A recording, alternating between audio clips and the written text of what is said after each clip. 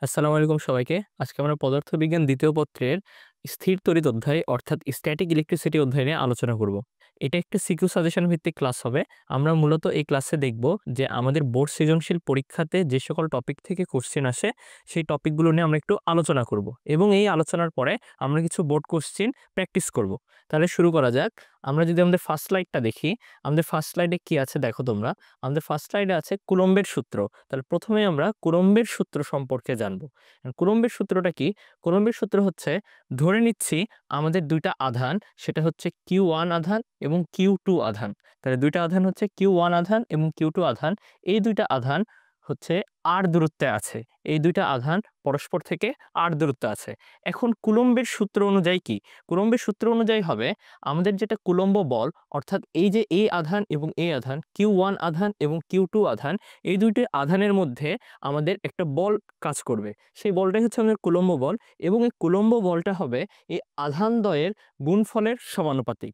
এই আধানদ্বয়ের গুণফলের সমানুপাতিক এবং তাদের যে দূরত্ব সেই দূরত্বের বর্গের ব্যস্তানুপাতিক। তাদের দূরত্বের বর্গের ব্যস্তানুপাতিক। তাহলে দেখো আমাদের যেটা বল, সেই বল আসছে আমাদের তাদের যে আধানের গুণফল সেই গুণফলের সমানুপাতিক এবং তাদের দূরত্বের বর্গের ব্যস্তানুপাতিক। এখন যদি আমরা এই সমানুপাতিক সম্পর্ককে একটা সূত্রের আকারে লিখি, তাহলে সেখানে আমাদের একটা ধ্রুব চলে আসবে। সেই ধ্রুবটা কি?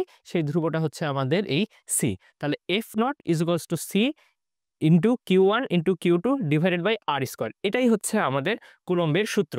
এখন কুলম্বের সূত্রে এই যে সি এর মান, সেই সি এর মানটা আমাদেরকে জানতে হবে। সেই সি এর মান কত? সেই সি এর মান হচ্ছে 9 into 10⁹ newton metre square per coulomb square. সেটা হচ্ছে কি? Newton metre square per coulomb square. এখন সি কে আমরা কিভাবে লিখতে পারি? সি এর প্রকাশটা কিভাবে হবে? সি এর প্রকাশটা হবে আমাদের 1/4 pi epsilon naught. 1 divided by 4 pi epsilon naught. এখানে এপসাইলন নটটা কি? এপসাইলন নট হচ্ছে আমাদের ভেদনযোগ্যতা। এপসাইলন নট হচ্ছে আমাদের ভেদনযোগ্যতা।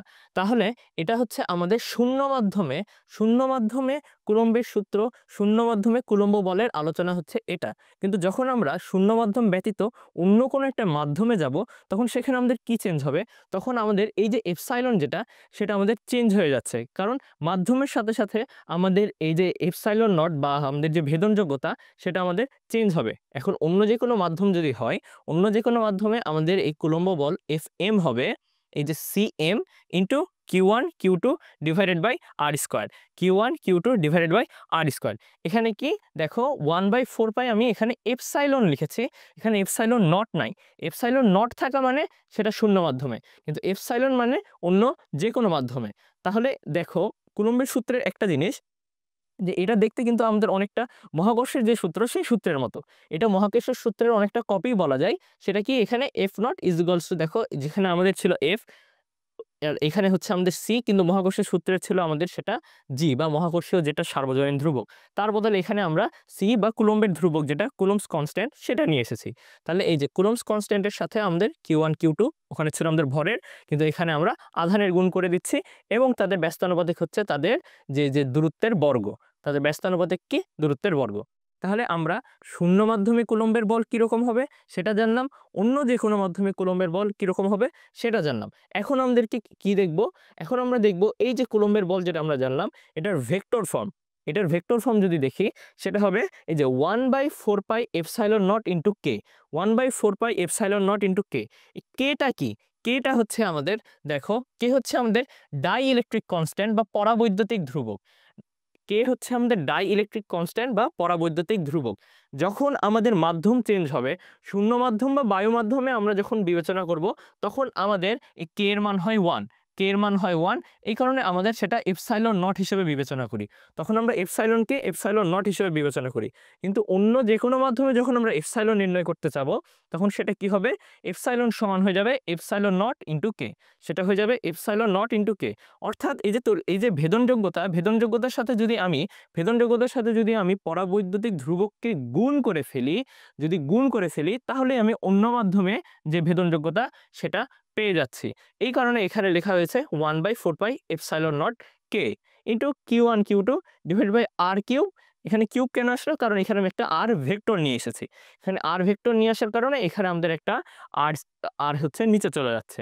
এই কারণে তাহলে আমাদেরকে যদি কোশ্চেনে বলে যে কুলম্বের সূত্রের ভেক্টর ফর্মটা লিখো, তাহলে আমরা এই ফর্মটা লিখব। তাহলে আমরা সেই অ্যান্সারটা করতে পারবো। এখন দেখো এই যে এফ নট যেটা, এফ নটটা কি? এফ নট হচ্ছে আমাদের সে শূন্য মাধ্যমে কুলম্বের বল। আর এফ এমটা কি দেখো?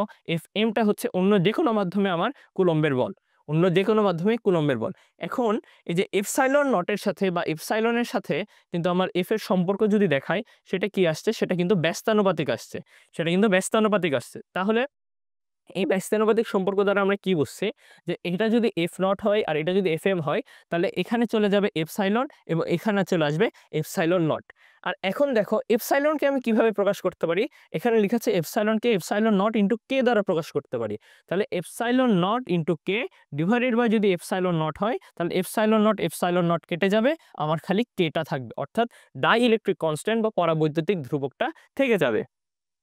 এখন দেখো, এখন আমরা তড়িৎ ক্ষেত্র নিয়ে আলোচনা করব। তাহলে তড়িৎ ক্ষেত্রটা জিনিস কি?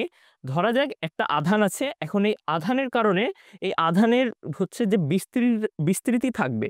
অর্থাৎ এই একটা যদি এখানে যদি একটা আধান থাকে, একক আধান থাকে, এই আধানের হচ্ছে যে অঞ্চল পর্যন্ত এর বিস্তৃতি থাকবে, অর্থাৎ এর প্রভাবটা থাকবে। মানে আধানের প্রভাব যে ক্ষেত্র পর্যন্ত থাকবে, সেটাই হচ্ছে একটা তড়িৎ ক্ষেত্র। তাহলে দেখো এখানে মূলত তড়িৎ ক্ষেত্র দুই ধরনের হয়।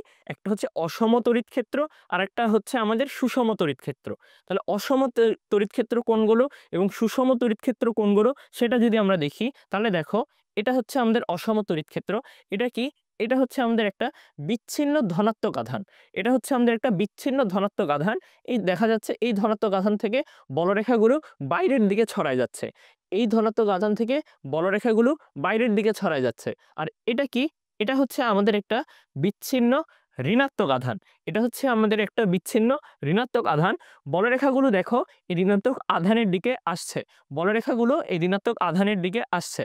আর এখানে আরেকটা দেখো, সেটা হচ্ছে যে এখানে একটা পজিটিভ আছে, এখানে একটা নেগেটিভ আছে। অর্থাৎ এখানে পজিটিভ আর নেগেটিভ মিলে একটা তড়িৎ দ্বিমেরু মানে ইলেকট্রিক ডাইপোল সৃষ্টি করেছে।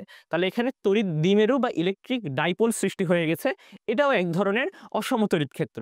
আর যেটা আমাদের সুষম তড়িৎ ক্ষেত্রর কাছে যদি আসি, তাহলে সুষম তড়িৎ ক্ষেত্রটা কি জিনিস হবে? সুষম তড়িৎ ক্ষেত্র হচ্ছে এই যে এখানে একটা পাত, যেটা আমাদের পুরাটা পজিটিভলি চার্জড, অর্থাৎ ধনাত্মক চার্জে চার্জিত, আর এটা হচ্ছে একটা নেগেটিভলি চার্জ, অর্থাৎ ঋণাত্মক চার্জে চার্জিত। এখানে দেখো তড়িৎ বলরেখাগুলো একদম সমান্তরালে, পরস্পরের সাথে সমান্তরালে যাচ্ছে। এটা হচ্ছে আমাদের একটা সুষম তড়িৎ ক্ষেত্র।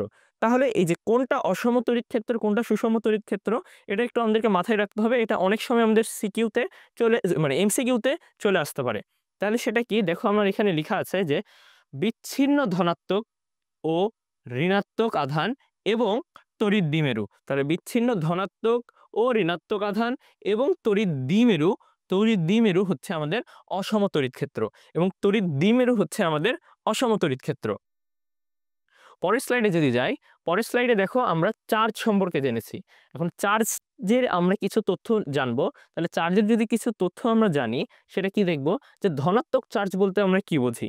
ধনাত্মক চার্জ বলতে বোঝায় যে এখানে এটা হচ্ছে প্রোটন সমৃদ্ধ বস্তু। মানে এখানে প্রোটনের সংখ্যাটা অপেক্ষাকৃত বেশি থাকবে। প্রোটনের সংখ্যাটা অপেক্ষাকৃত বেশি থাকবে। ঋণাত্মক চার্জে চার্জিত বস্তু বা ঋণাত্মক চার্জ হচ্ছে এখানে, এটা হচ্ছে ইলেকট্রন সমৃদ্ধ বস্তু। অর্থাৎ এই বস্তুতে ইলেকট্রনের পরিমাণটা বেশি থাকবে। সেটা হচ্ছে ঋণাত্মক চার্জ। আর প্রধান চার্জ বলতে আমরা মূলত এই যে ধনাত্মক চার্জ এবং ঋণাত্মক চার্জ, এগুলোকেই প্রধান চার্জ হিসেবে বিবেচনা করি। আর পরীক্ষাধীন চার্জ কোনটা? পরীক্ষাধীন চার্জ সাধারণত আমাদের পজিটিভ চার্জকেই ধরা হয়। পজিটিভ চার্জকেই আমরা পরীক্ষাধীন চার্জ হিসেবে ধরে নিই।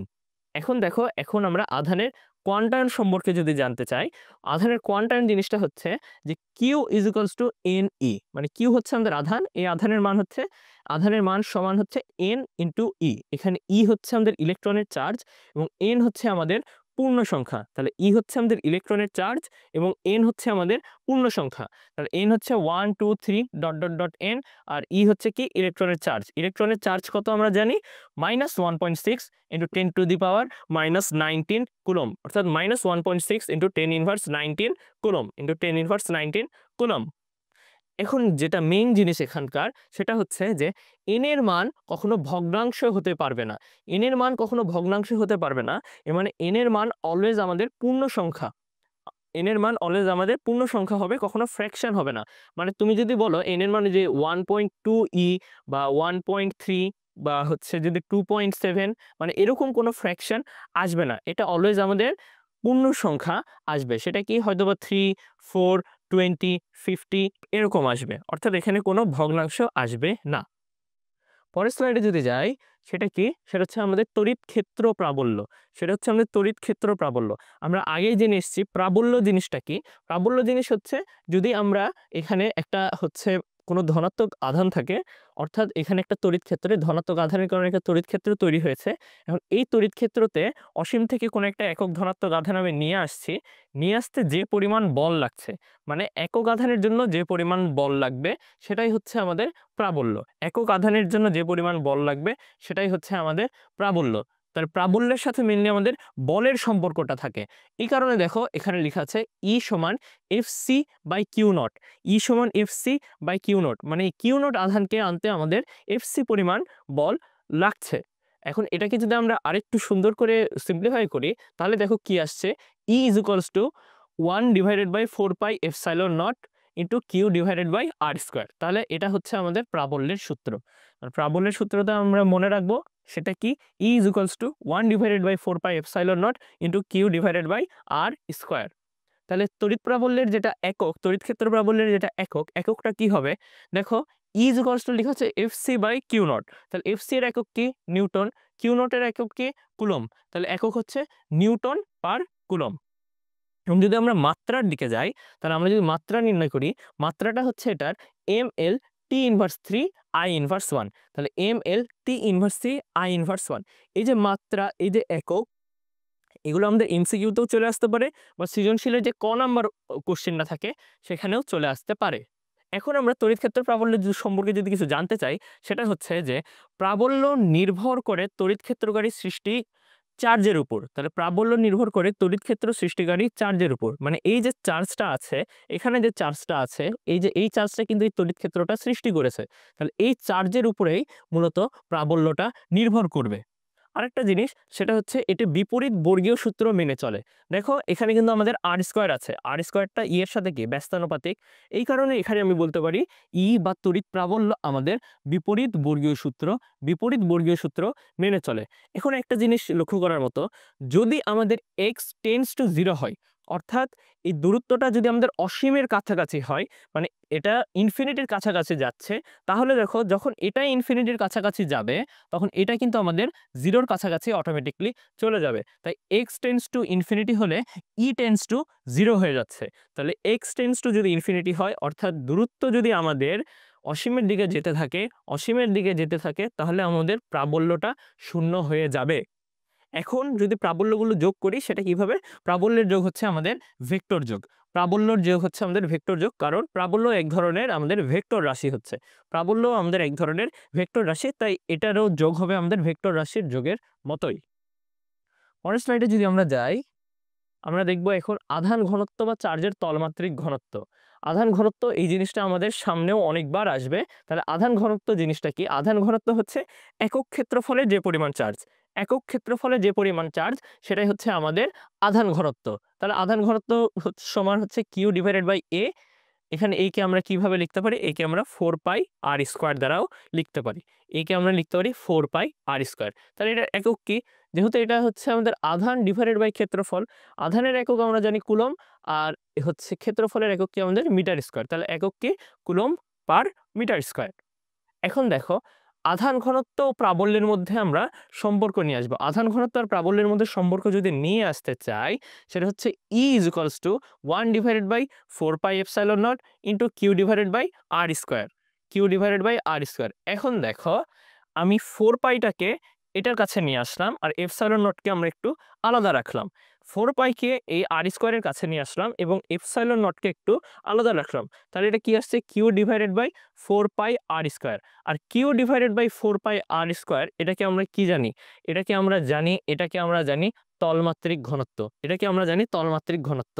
তাহলে এই যে প্রাবল্য সমান তলমাত্রিক ঘনত্ব ডিভাইডেড বাই এপসাইলন নট। আমরা এটা মনে রাখবো যে প্রাবল্য সমান তলমাত্রিক ঘনত্ব, প্রাবল্য সমান তলমাত্রিক ঘনত্ব divided by epsilon naught, divided by epsilon naught. আচ্ছা, এর পরের স্লাইডে গেলে আমরা দেখব যে তড়িৎ বিভব সম্পর্কে। তড়িৎ বিভব জিনিসটা কি? আমরা বিভব জিনিসটাই বলতেই বোঝায় যে একক কোনো বস্তু বা একক কোনো আধান বা যেটাই থাকবে, এই বিভবের সাথে আমাদের কাজের সম্পর্ক থাকবে। অর্থাৎ এই যে একক আধানকে যখন আমরা অসীম থেকে এই তড়িৎ ক্ষেত্রের মধ্যে স্থাপন করতে আমাদের যে পরিমাণ কাজ করতে হবে, আমরা যখন প্রাবল্য বলেছি সেখানে ছিল আমাদের যে পরিমাণ বল লাগবে, আর যখন আমরা এই যে হচ্ছে বিভব বলবো তখন আমাদের যে পরিমাণ কাজ সম্পন্ন করতে হবে। প্রাবল্যের সাথে বলের সম্পর্ক, বিভবের সাথে আমাদের কাজের সম্পর্ক, এটা আমরা মাথায় রাখবো। তাহলে বিভব V is equals to W divided by Q naught. বিভব V is equals to W divided by Q naught is equals to 1 divided by 4 pi epsilon naught, আর এখানে কিউ ডিভাইডেড বাই আর হয়ে যাবে, একক যদি আমরা দেখি, এই তড়িৎ বিভবের এককটা কি? একক হচ্ছে আমাদের জুল পার কুলম, বা এটাকে আমরা ভোল্টও বলতে পারি। আমরা মেইনলি বলি কিন্তু ভোল্ট, বিভবের একক আমরা ভোল্টই ধরি, কিন্তু এটাকে আমরা লিখতে পারি জুল পার কুলম দ্বারা, এটা দ্বারাও লিখতে পারি। এটার মাত্রা কি? এটার মাত্রা হচ্ছে ml square T inverse 3 I inverse 1। এই মাত্রা অনেকবার পরীক্ষাতে আসে যে তড়িৎ বিভবের মাত্রাটা লিখো, সেটা কি? ml square T inverse 3 I inverse 1। এখন দেখো আমাদের এই যে সঞ্চিত বিভব শক্তির একটা সূত্র, এটা কিন্তু আমরা এই সূত্র থেকেই পাচ্ছি। ডাব্লু হচ্ছে আমাদের কাজের মান, দেওয়া আছে আমাদের বিভব, এবং কিউ নট হচ্ছে আমাদের চার্জ। এখন আমরা ডাব্লুটা কিভাবে পাবো? আমি যদি এই যে বিভব এবং কিউ নট যদি গুণ করে ফেলি, তাহলে কিন্তু আমি কাঙ্ক্ষিত শক্তি বা কাজ যেটাই আমার দরকার আমি সেটা পেয়ে যাচ্ছি। তাহলে আমরা এই যে তড়িৎ প্রাবল্যের সূত্র এবং এই যে তড়িৎ বিভব যেটা আছে V is equals to W divide by Q naught is equals to 1 divided by 4 by epsilon naught R Q by R, এটা আমরা কিন্তু পেয়ে যাচ্ছি। এখন দেখো এই যে বিভব আর প্রাবল্যের মধ্যে সম্পর্ক, আমি যদি বিভব আর প্রাবল্যের মধ্যে সম্পর্কটা দেখাতে চাই, সেটা আমরা কিভাবে দেখাবো? W is equals to integration of F R, মানে কি বোঝাচ্ছে? এটা ডাব্লু ডাব্লু থাকছে, আমরা কি জানি W is equals to integration of F S, সেখানে এস এর জায়গাতে আমি খালি আর লিখছি। তাহলে W is equals to integration of F R. তাহলে ডাব্লুকে আমি এখানে ইউ দ্বারা স্থানান্তর করছি, কারণ এটা ইউটা বলতে আমাদের সে বিভব শক্তিটা বোঝায়। তাহলে ইউ ইজ ইকুয়ালস টু, এখানে মাইনাস নিয়ে আসছে, মাইনাস ইন্টিগ্রেশন অফ এফ আর, এখানে মাইনাস নিয়ে আসছি কারণ বিভব শক্তি আমাদের এখানে মাইনাস আসে, এই কারণে আমরা এখানে মাইনাস নিয়ে আসছি। তাহলে ইউ এর জায়গাতে কি আমরা লিখতে পারি না ভি কিউ? আমরা কিন্তু আগের স্লাইডেই দেখে এসেছি যে সঞ্চিত বিভব শক্তি U is equals to V Q. তাহলে আমি ইউ এর জায়গাতে ভি কিউটা নিয়ে আসছি। এখন তাহলে ভি কিউ আর এফ এর এখানে আমরা কি লিখতে পারি না? আমাদের যে তড়িৎ প্রাবল্যের যেটা সূত্র ছিল, তড়িৎ প্রাবল্যের সূত্রটা কি ছিল? তড়িৎ প্রাবল্যের সূত্রটা ছিল E is equals to F divided by Q, তাহলে কি আমরা লিখতে পারি না যে হচ্ছে F is equals to Q into E? সেটাই কিন্তু এখানে লেখা হয়েছে, এই যে কিউ ইন্টু ই, এটাই হচ্ছে আমাদের এফ, আর আর এর মতো আর থেকে গেল।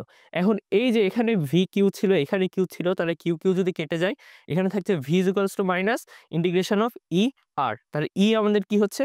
ই হচ্ছে minus dV divided by dR. এখানে যদি ইন্টিগ্রেশন সাইন উঠে যায় তখন এখানে আমাদের ডিফারেন্সিয়েশন চলে আসবে। ইন্টিগ্রেশন সাইন চলে গেলে এখানে আমাদের ডিফারেন্সিয়েশন সাইনটা চলে আসবে, এই কারণে আসছে আমাদের E is equals to minus dV by dR. এই সেম জিনিস কিন্তু আমরা মহাকর্ষ অধ্যায়েও পড়ে এসেছি যে E is equals to minus dV by dR. তাহলে এটাই হচ্ছে আমাদের বিভব ও প্রাবল্যের মধ্যে সম্পর্ক, মানে তড়িৎ প্রাবল্য is equals to minus D into D V divided by dR বলতে বোঝাচ্ছে আমাদের যে হচ্ছে ঋণাত্মক গ্রেডিয়েন্ট, বিভবের ঋণাত্মক গ্রেডিয়েন্টই হচ্ছে আমার তড়িৎ প্রাবল্যের মান, এটাই হচ্ছে আমাদের বিভব ও প্রাবল্যের মধ্যে সম্পর্ক, যে E is equals to minus dV by dR. আমরা খালি এই সূত্রটা মনে রাখবো, এবার দেখব আমরা সমবিভব তল। সমবিভব তলটা কি? সমবিভব তলটা বলতে বোঝাচ্ছে এটা এক ধরনের কাল্পনিক তল হবে, ধরছি এটা একটা সারফেস, ধরছি এটা একটা সারফেস, এটাই ধরে নিলাম একটা সমবিভব তল। এখন এই সমবিভব তলে এই সমবিভব তলে এই সমবিভব তল সম্পর্কে আমরা কিছু জানবো। এইটা হচ্ছে এক ধরনের কাল্পনিক তল, তাই আমরা যে কোনো একটা তলকেই এটা ধরে নিতে পারছি। আমরা ধরে নিই সবসময় যে এটা একটা সমবিভব তল।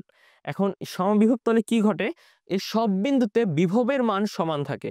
এর সব বিন্দুতে বিভবের মান সমান থাকে, সব বিন্দুতে বিভবের মান সমান থাকে। সমবিভব তলের সাথে সমবিভব সমবিভব তলের সাথে এটা লম্ব আকারে থাকে, সমবিভব তলের সাথে আমাদের লম্ব আকারে থাকে এবং এক বিন্দু হতে অপর বিন্দুতে চার্জ স্থানান্তর করতে কাজের মান 0। এটা হচ্ছে আমাদের মেইন জিনিস, এখানকার মেইন ফ্যাক্টর হচ্ছে এক বিন্দু হতে অপর বিন্দুতে চার্জ স্থানান্তর করতে কাজের পরিমাণ 0 হবে। যেহেতু সব জায়গাতে বিভব সেম, সব জায়গাতেই বিভব সেম, তাহলে কাজ মানে এক বিন্দু থেকে অন্য বিন্দুতে যদি চার্জ স্থানান্তর করি আমি, তাহলে কিন্তু আমাদের কাজের পরিমাণটা 0ই চলে আসছে। তাহলে আমাদের সমবিভব তল সম্পর্কে এগুলোই জানতে হবে। আর এটা কি, এটা হচ্ছে আমাদের তড়িৎ দ্বিমেরু বা ইলেকট্রিক ডাইপোল। তড়িৎ দ্বিমেরু বা ইলেকট্রিক ডাইপোল। এখানে দেখো এটা একটা নেগেটিভ চার্জ, এটা একটা পজিটিভ চার্জ। যখন নেগেটিভ আর পজিটিভ চার্জ মিলে থাকে, একটা ব্যবস্থাতে থাকে বা একটা সিস্টেমের মধ্যে থাকে, তখন তারা পরস্পর মিলে একটা ডাইপোল বা দ্বিমেরু সৃষ্টি করে। এটাই হচ্ছে আমাদের সেই তড়িৎ দ্বিমেরু। এখন দেখো আমরা তড়িৎ দ্বিমেরু ভ্রামক সম্পর্কে জানবো। তড়িৎ দ্বিমেরু ভ্রামক সম্পর্কে জানবো। সেটা কি, ধরে নিলাম এখানে একটা মাইনাস কিউ চার্জ আছে, এখানে একটা প্লাস কিউ চার্জ আছে। দুইটার মধ্যবর্তী দূরত্ব হচ্ছে আমার 2d। সেটার দুইটার মধ্যবর্তী দূরত্ব হচ্ছে 2d। এখন এই কিউ এর ভ্রামকটা কি হবে, এই যে প্লাস কিউ, এই প্লাস কিউ এর ভ্রামকটা হবে q into d. Plus q এর ভ্রামকটা হবে কিউ ইন্টু ডি। এখন মাইনাস কিউ যেটা, এই যে মাইনাস চার্জ, এটার জন্য একটা ভ্রামক হবে, সেই মাইনাস কিউ এর ভ্রামক হবে আমার, এটাও কি হবে, কিউডি। এখন এ দেখো এই দুইটা যে আধান আছে মানে প্লাস কিউ এবং মাইনাস কিউ, প্লাস কিউ এবং মাইনাস কিউ, এই দুইটা কিউ মানে দুইটা আধান মিলেই তো আমার তড়িৎ দ্বিমেরুটা তৈরি হয়েছে। তাহলে এখানে আমরা যখন দ্বিমেরুর ভ্রামক নির্ণয় করব, তখন অবশ্যই এই দুইটা যে ভ্রামক আমরা নির্ণয় করলাম, এই দুইটা ভ্রামক আমাদেরকে যোগ করতে হবে, তবেই আমরা সেই তড়িৎ দ্বিমেরুর ভ্রামকটা পেয়ে যাব। তাই আমরা দেখো দ্বিমেরু ভ্রামকের এখানে দুইটা যে আমরা ভ্রামক পেয়েছিলাম, সেই ভ্রামকটা যোগ করছি, যে QD into QD is equals two 2QD বা কিউ ইন্টু 2D। এখন এখানে বলতে পারো যে এখানে আমরা 2D কেন নিলাম না, কারণ এখানে এই যে মাইনাস চার্জ এবং প্লাস চার্জ উভয়ের মধ্যবর্তী যে দূরত্বটা, এখানে যে মধ্যবর্তী দূরত্ব, এটাকে যদি আমরা অর্ধেক করে ফেলি, তাহলে এই দূরত্বটা হচ্ছে ডি এবং এই দূরত্বটা হচ্ছে ডি। এই কারণে আমরা এখানে আমরা ডি ধরে নিচ্ছি। এই ডি ধরে নিয়ে আমরা ভ্রামকটা নির্ণয় করব, ডি ধরে নিয়ে ভ্রামকটা নির্ণয় করব। অর্থাৎ আমরা মিডল পয়েন্টটা ধরে নিব, আমরা মিডল পয়েন্টটা ধরে নিব, কারণ এটা যখন এখানে চলে আসবে, এটাও তখন সেই সেম, কারণ দুইটার আধানের মানটা সমান, সেম বেগে এখানে চলে আসবে। তাহলে এই মাঝখানে যে দূরত্বটা থাকবে, যে ডিস্টেন্সটা কভার করবে, সেটা হচ্ছে আমাদের ডি। এই কারণে আমাদের ভ্রামকটা হচ্ছে ডি। তাহলে আমরা এই যে তড়িৎ দ্বিমেরু ভ্রামক, তড়িৎ দ্বিমেরু ভ্রামককে এখানে পি দ্বারা প্রকাশ করছি। P is equals to q, অর্থাৎ আধানের মান, ইন্টু 2d, যেটা আমাদের মূল যে এই যে আমাদের দূরত্ব, সেটা চলে আসবে। এখন দেখো দ্বিমেরু, এই যে আমাদের যে দ্বিমেরুটা ছিল, দ্বিমেরুর উপরে ক্রিয়াশীল টর্ক অর্থাৎ এক ধরনের বল কাজ করবে, সেটা আমরা দেখব। সেটা কি, এই যে torque tau is equals two R perpendicular F, R perpendicular F, অর্থাৎ এই যে যে ব্যাসার্ধ ভেক্টর থাকবে এবং বল থাকবে, দুইটা আমাদের কি থাকবে, দুইটা আমাদের পারপেন্ডিকুলার অর্থাৎ লম্বভাবে থাকবে, দুইটা আমাদের লম্বভাবে থাকবে। আর যদি লম্বভাবে থাকে, আমরা এই যে আর যেটা আর পারপেন্ডিকুলার বা আর লম্ব যেটা, সেটার মান যদি নির্ণয় করি, সেটার মান যদি নির্ণয় করি, দেখো আর লম্ব, এই যে আর লম্বের মান হচ্ছে 2d সাইন থিটা। আমরা এখানে এই যে একটা পজিটিভ চার্জ আছে, এখানে একটা নেগেটিভ চার্জ আছে, একটা পজিটিভ চার্জ আছে, একটা নেগেটিভ চার্জ আছে, এখানে এগুলো আমাদের সব তড়িৎ বলরেখা, এগুলো আমাদের তড়িৎ বলরেখা। এখন বলরেখার সাথে এটা কোন কোণে আছে, এটা থিটা কোণে আছে, এটা থিটা কোণে আছে। এখন যদি আমরা এখানে একটা ত্রিভুজ বিবেচনা করি, তাহলে এই যে লম্বের মান, এই লম্বের মানটাই হচ্ছে এই যে আর আমাদের লম্ব, সেটাই হচ্ছে আমাদের এই আর লম্ব। তাহলে এই মানটা কত আসছে, এই ত্রিভুজ থেকে আমরা নির্ণয় করছি, মানটা আসছে আমার 2d সাইন থিটা। এই যে এখানে 2d সাইন থিটা থাকলো, আর এফ কে আমরা কিউ ই দ্বারা প্রকাশ করতে পারি। তাহলে কিউ ইন্টু 2d ইন্টু ই সাইন থিটা। তাহলে আমাদের টর্কটা কি আসবে, টর্কটা আসবে আমাদের torque tau is equals to আমাদের যেটা দ্বিমেরু ভ্রামক ছিল ইন্টু আমাদের যে প্রাবল্য, দ্বিমেরু ভ্রামক ইন্টু প্রাবল্য ইন্টু কি সাইন থিটা, ইন্টু কি সাইন থিটা। তাহলে টর্ক বা tau is equals to P cross E, অর্থাৎ দ্বিমেরু ভ্রামক এবং যে তড়িৎ প্রাবল্য, তার ক্রস গুণফলটাই হবে আমার টর্কের মানের সমান। এই সূত্র দুইটা আমরা তাহলে মনে রাখবো যে টর্কের মান আমরা কিভাবে বের করব। টর্কের মান বের করতে আমার প্রয়োজন হবে তড়িৎ প্রাবল্য প্রয়োজন হবে এবং তার সাথে আমাদের তড়িৎ দ্বিমেরু ভ্রামক প্রয়োজন হবে। এই দুইটা ইনটু এদের মধ্যবর্তী কোণ যদি থাকে তাহলে তাদের সাইন থেটা। এখন দেখো টর্ক বা টাউ ইকুয়ালস টু আমরা জানলাম যে পিই সাইন থেটা বা ইপি সাইন থেটা। এখন এই যে থেটার মানের উপর নির্ভর করে বিভিন্ন আমাদের কেস আসবে। যদি থেটা যদি 90 ডিগ্রি হয়, আমরা সবাই জানি সাইন 90-র মান কত। সাইন 90-র মান হচ্ছে আমাদের 1। সাইন 90-র মান যদি 1 হয় তাহলে এটা আমাদের টর্ক ম্যাক্সিমাম হয়ে যাবে। যদি সাইন 90-র মান 1 হয় তাহলে এই জায়গাতে আমাদের 1 বসে যাচ্ছে, মানটা আসছে আমাদের পিই। মানে তখন শুধু আমরা তড়িৎ প্রাবল্য এবং তড়িৎ দ্বিমেরু ভ্রামকের মান যদি গুণ করে ফেলি তাহলে আমরা আমাদের টর্কের মানটা পেয়ে যাব এবং সেটাই হবে ম্যাক্সিমাম আমাদের। আর যখন থেটা ইকুয়ালস টু 0 হবে, থেটা ইকুয়ালস টু 0 হলে টর্ক আমাদের 0 হয়ে যাচ্ছে। থেটা ইকুয়ালস টু 0 হলে টর্ক 0 হয়ে যাচ্ছে, কারণ আমরা জানি সাইন 0-র মান, কারণ সাইন 0-র মান হচ্ছে 0, সাইন 0-র মান হচ্ছে 0। আবার যখন থেটা ইকুয়ালস টু 180 ডিগ্রি হয়ে যাবে, 180 ডিগ্রি হয়ে গেলে আমরা জানি সাইন 180-র মান, সাইন 180-র মানও কিন্তু হয় 0, তাহলে তখন আমাদের টর্ক 0 হয়ে যাবে। যখন আমাদের থেটা 0 ডিগ্রি হয়ে যায় তারপরেও আমাদের এই ব্যবস্থাটা বা এই যে দ্বিমেরু ভ্রামকটা স্টেবল থাকে, কিন্তু যখন আমাদের এটা 180 ডিগ্রি হয়ে যাবে তখন সেটা আর স্টেবল থাকে না, সেটা ঘুরতে থাকে, অর্থাৎ আনস্টেবল হয়ে যায়, মানে সাম্যাবস্থায় থাকতে পারে না। তাহলে আমরা দেখলাম যে টর্কের এখান থেকে আমাদেরকে মেইন যে জিনিস জানতে হবে বা মনে রাখতে হবে বা আমাদের পরীক্ষার জন্য ইম্পর্টেন্ট যে পার্টটা সেটা হচ্ছে এই দুটা সূত্র, আর কিছু না। এগুলো প্রমাণ তোমাদের এখন দরকার নাই, তোমাদের এখন লাগবে কি এই যে এই দুটা সূত্র, যে torque is equals to PE sine theta, আর টর্ক একে যদি আমরা ভেক্টর ফর্ম করতে চাই তাহলে যে পি ক্রস ই। এবং এই যে আমাদের যে কেসগুলো আছে তিনটা, এটা আমাদের মনে রাখতে হবে যে theta is equals two 90 degree হলে ম্যাক্সিমাম হবে, এবং theta is equals to 0 degree হলে 0 হবে, এবং theta is equals two 180 degree হলেও 0 হবে। এখন দেখো দ্বিমেরুর ঘূর্ণনে কৃত কাজ, যেহেতু এটা দ্বিমেরু এখানে আছে, এটা ঘুরতে থাকবে, ঘুরতে থাকলে এক ধরনের কাজ, অবশ্যই ঘুরতে থাকলে একটা কাজ সম্পন্ন হবে। মানে এখানে যদি থেটা কোণে ছিল, থেটা কোণটা এখানে আরো ডি থেটা কোণে, এই যে আমাদের যেটা তড়িৎ দ্বিমেরু, এই যে তড়িৎ দ্বিমেরু এটা আমাদের থেটা কোণে ছিল, এখন মানে আমাদের দ্বিমেরু ভ্রামকের কারণে একটা টর্ক যেহেতু কাজ করবে, এই টর্ক দ্বারা কৃত কাজ হয়ে যাচ্ছে আমাদের ডি থেটা পরিমাণ, সে সরে যাচ্ছে, তাহলে অবশ্যই এখানে একটা কাজ হয়েছে। মানে দ্বিমেরু যে হচ্ছে আমাদের দ্বিমেরু ব্যবস্থা, তড়িৎ দ্বিমেরু ব্যবস্থা আছে, সেই ব্যবস্থাটা টর্কের কারণে একটু সরে যাচ্ছে, এর মানে হচ্ছে যে এখানে একটা কাজ সম্পন্ন হয়েছে, এবং এই কাজের মানটাই আমরা নির্ণয় করব। তাহলে দেখো আমরা এর আগের স্লাইড থেকে জেনে এসেছি যে torque tau is equals to PE sine theta. এখন আমরা এখান থেকে কাজের মানটা নির্ণয় করব। কাজের মানটা নির্ণয় করব কিভাবে? যে আমরা জানি W is equals two Fs, আমরা জানি W is equals two Fs, তাহলে DW ইজ ইকুয়ালস টু কি হবে? আমরা এখানে এখন এই যে F, এগুলো তো সব আমাদের লিনিয়ারের ক্ষেত্রে, আমরা এখন এগুলো অ্যাঙ্গুলারের ক্ষেত্রে যদি প্রকাশ করতে চাই তাহলে DW is equals two tau D theta, tau D theta. এখন DW ইজ ইকুয়ালস টু তাহলে হবে কি P is sine theta D theta, কারণ এই যে টাউ এর আমরা যে ফর্ম সেটা কিন্তু জেনে এসেছি যে P ই সাইন থেটা, এটা এখানে বসে যাচ্ছে। এটা হচ্ছে আমাদের কাজের সূত্র। এখন যদি আমাদের এভাবে শুধু এখানে একটা কোণ না দিয়ে, যে যদি থাকে যে 30 ডিগ্রি অবস্থানে ছিল সেখান থেকে 60 ডিগ্রিতে গেল, বা 60 ডিগ্রি ছিল সেখান থেকে 30 ডিগ্রিতে গেল, এখন এই যে যদি কোণের মান উল্লেখ করে দেয় যে এই কোণ থেকে আরেক কোণে গেল, যেমন এখানে দেওয়া আছে থেটা 1 হতে থেটা 2, থেটা 1 হতে থেটা 2 অবস্থানে গেল, তাহলে আমাদের কি হবে? এটা মেইনলি আমাদের ইন্টিগ্রেশনের সাহায্যে বের করতে হয়, তো আমরা এই পুরা প্রমাণটা আমাদের দরকার নেই, আমরা মেইন যে সূত্রতে ফোকাস করব সেটা কি, সেটা থাকবে এই যে এই সূত্রটা, সেটা কি W is equals two PE cos theta 1 minus cos theta 2। মানে আমাদের যেটা হতে এই যে থেটা 1 হতে থেটা 2 অবস্থানে, যেটা ইনিশিয়াল অবস্থা, তাহলে ইনিশিয়াল অবস্থা ত্রিকোণমিতিক অনুপাত cos ত্রিকোণমিতিক অনুপাত মাইনাস এটা আমাদের যেটা ফাইনাল অবস্থা cos ত্রিকোণমিতিক অনুপাত সেটা। তাহলে আমরা এই সূত্রটা মনে রাখবো যে আমাদের কাজ W is equals two PE cos theta 1 minus cos theta 2। এর মাধ্যমে আমরা আমাদের দ্বিমেরুর ঘূর্ণনে কৃত কাজ বের করতে পারবো।